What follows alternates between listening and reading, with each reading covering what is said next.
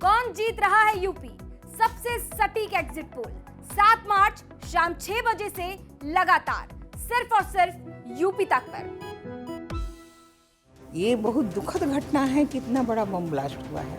हम सभी मर्माहत हैं। देश की जनता से लेके हमारे नेताओं से लेके और बिहार के नेता हमारे माननीय मुख्यमंत्री जी, हम सभी लोग मर्माहत हैं। इतने लोगों की जो मौत हो रही है वो बम ब्लास्ट क्या, वो जो पटाखा बनाते हैं उस मसाले के कारण हो रहा है।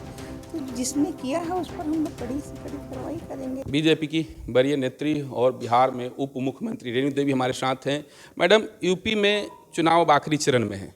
विपक्ष का कहना है कि सत्ता परिवर्तन होगा, ये होगा। गठबंधन के भी लोग कुछ कह रहे हैं कि वहाँ पर कमल को नहीं खिलने दिया जाएगा, जैसे मुकेश वगैरह। क्या स्थिति रहेगी बीजेपी? देखिए, सबसे बड़ी बात है कि उत्तर प्रदेश के लिए कोई चिंता ना करे। उत्तर प्रदेश में मेरी सरकार बनेगी और 100% हम फुल मेजोरिटी के साथ सरकार बनाएंगे।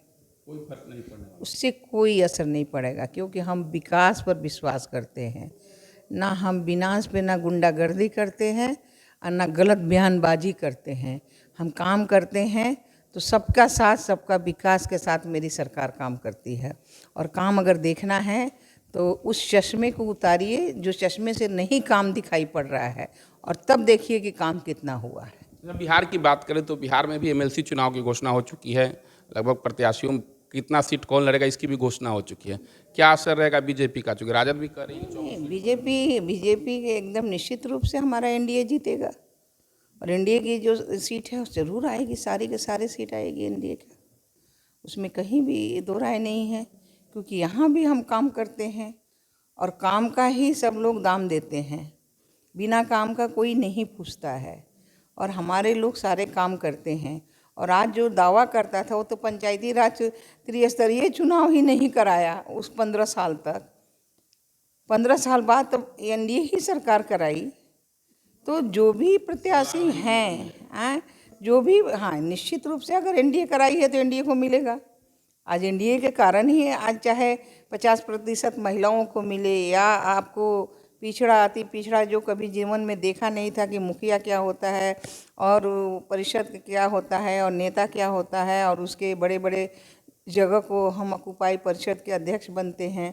तो इसलिए सारा समाज जो है, जो त्रिस्तरीय चुनाव का जो हमारा समाज है, वो निश्चित रूप से भाजपा को वोट करेगा। एक आखिरी सवाल है। भागलपुर ब्लास्ट में कांग्रेस का कहना है, अजीत शर्मा जो विधायक हैं, कि प्रशासन की लापरवाही, चूंकि रिहायशी इलाके में खुला, पूर्व में भी 18-19 में घटनाएं हुई थी, तो क्या इसमें कहीं ना कहीं लापरवाही? देखिए, सबसे बड़ी बात है कि हम लापरवाही को कैसे कहें।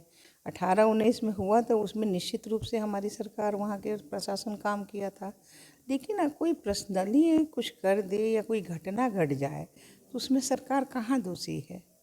और जो कह रहा है तो अगर उसको उतना ध्यान में रहता तो निश्चित रूप से वो कुछ और भी काम करता, क्योंकि उस जिले से लोग आते हैं। ये बहुत दुखद घटना है कि इतना बड़ा बम ब्लास्ट हुआ है।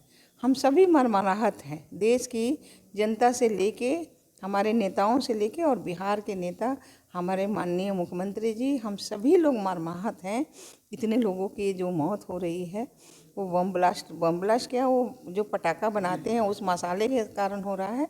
तो जिसने किया है उस पर हम लोग कड़ी से कड़ी कार्रवाई करेंगे, दोषी पर कार्रवाई। उप मुख्यमंत्री रेणु देवी हमारे साथ थी, जिनके उन्होंने स्पष्ट किया कि यूपी में कोई असर नहीं पड़ने वाला है, बीजेपी की सरकार बनने वाली है। वहीं बिहार में होने वाली एमएलसी चुनाव में भी एनडीए गठबंधन को फायदा मिलेगा, चूंकि एनडीए की सरकार ने ही 15 सालों के बाद त्रिस्तरीय पंचायत चुनाव कराया था, इसका लाभ भी मिलेगा। और काम देख रहे वहीं भागलपुर ब्लास्ट पर कांग्रेस विधायक अजीत शर्मा ने जो प्रशासनिक लापरवाही की बात करते हुए सरकार को दोषी ठहराया है, इसका भी खंडन करते हुए उन्होंने कहा है कि जांच हो रही है, कार्रवाई होगी दोषी पर। वो तो वहाँ के स्थानीय विधायक हैं, उनकी जवाबदेही बनती है, सूचना करें। तो इस तरह से केवल दोषारोपण करने से नहीं होगा। मुजफ्फरपुर से मणिभूषण शर्मा, बिहार तक।